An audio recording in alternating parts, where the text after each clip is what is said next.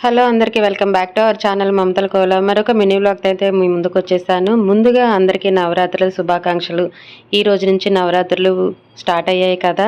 చాలామంది అయితే అమ్మవారి కలశం పెట్టుకొని చక్కగా ఈ నవరాత్రులు అయితే చాలా మంచిగా పూజలు జరుపుకుంటారు.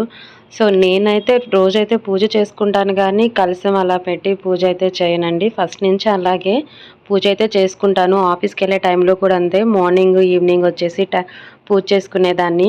సో ఈరోజు మాత్రం నిన్న అమావాస్య కదా, ఈరోజు ఉదయం కొంచెం చాలా అంతా క్లీనింగ్ పనులు అవన్నీ ఉండటం వల్ల మార్నింగ్ టైంలో అయితే నేను ఈరోజు పూజ చేసుకోలేదు.